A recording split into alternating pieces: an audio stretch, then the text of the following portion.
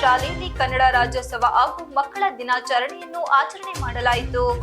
ಪಟ್ಟಣದ ಪ್ರತಿಷ್ಠಿತ ಶಾಲೆಯಾದ ಶ್ರೀ ವಿವೇಕಾನಂದ ಇಂಟರ್ನ್ಯಾಷನಲ್ ಶಾಲೆಯ ಆವರಣದಲ್ಲಿ ಕನ್ನಡ ರಾಜ್ಯೋತ್ಸವ ಹಾಗೂ ಮಕ್ಕಳ ದಿನಾಚರಣೆಯನ್ನು ತುಂಬಾ ಸಡಗರದಿಂದ ಆಚರಣೆ ಮಾಡಲಾಯಿತು.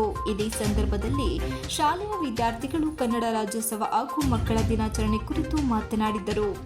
ಕಾರ್ಯಕ್ರಮದಲ್ಲಿ ದಿನೇಶ್ ಮಾತನಾಡಿ, ಪ್ರತಿಯೊಬ್ಬ ವಿದ್ಯಾರ್ಥಿಗಳು ದೇಶದ ಸತ್ಪ್ರಜೆಗಳು. ಈ ಸಮಾಜಕ್ಕೆ ಮಾದರಿಯಾಗುವಂತೆ ಶಿಕ್ಷಣವನ್ನು ಪಡೆದು ಪೋಷಕರಿಗೆ ಕೀರ್ತಿ ತರಬೇಕೆಂದು ಸಲಹೆ ನೀಡಿದರು. ಪ್ರಾಂಶುಪಾಲರಾದ ವಿಶ್ವನಾಥ್ ಮಾತನಾಡಿ, ಪ್ರಪಂಚದ ವಿವಿಧ ದೇಶಗಳಲ್ಲಿ ನಾಸಾ, ವೈದ್ಯಕೀಯ, ಇಂಜಿನಿಯರ್, ರಾಜಕೀಯ ಸೇರಿದಂತೆ ಎಲ್ಲ ಕ್ಷೇತ್ರದಲ್ಲೂ ಕನ್ನಡಿಗರು ಹೆಚ್ಚಿನ ರೀತಿಯಲ್ಲಿ ಸೇವೆ ಸಲ್ಲಿಸುವ ಮೂಲಕ ಕನ್ನಡ ನಾಡಿಗೆ ಹೆಸರು ಬರುವಂತೆ ಕಾರ್ಯನಿರ್ವಹಿಸುತ್ತಿದ್ದಾರೆ ಎಂದರು. ಶಾಲೆಯ ವಿದ್ಯಾರ್ಥಿಗಳು ನೃತ್ಯ ಮಾಡಿದರು ಹಾಗೂ ಶಾಲೆಯ ಶಿಕ್ಷಕರು ಸಹ ಹಲವಾರು ರೀತಿಯ ನೃತ್ಯವನ್ನು ಮಾಡುವ ಮೂಲಕ ಮಕ್ಕಳನ್ನು ರಂಜಿಸಿದರು.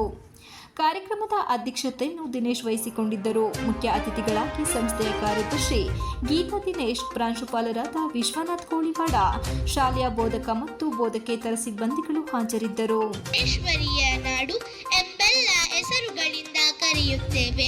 ಅಚ್ಚ ಹಸುರಿನ ಸುಂದರ ಬೆಟ್ಟ ಗುಡ್ಡಗಳು, ನದಿಗಳು ಹರಿಯುವ ಸಾಧು ಸಂತರು ದಾಸರು, ಕವಿಗಳಿಂದ ಕಂಗೊಳಿಸುತ್ತಿರುವ ಕನ್ನಡ ನಾಡು ಎಂಬ ಹೆಸರಿಗೆ ಒಂದು ಧೀಮಂತ ಶಕ್ತಿ ಇದೆ.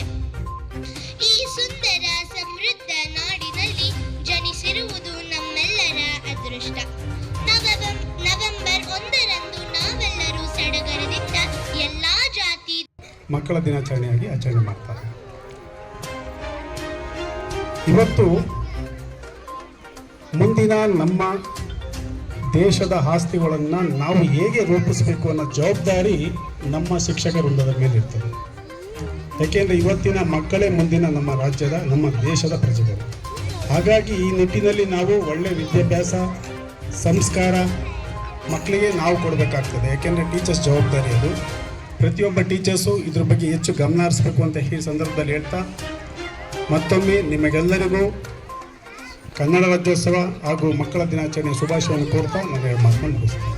Manjunath, IK TV 46 Malenadu news, Channarayapatna.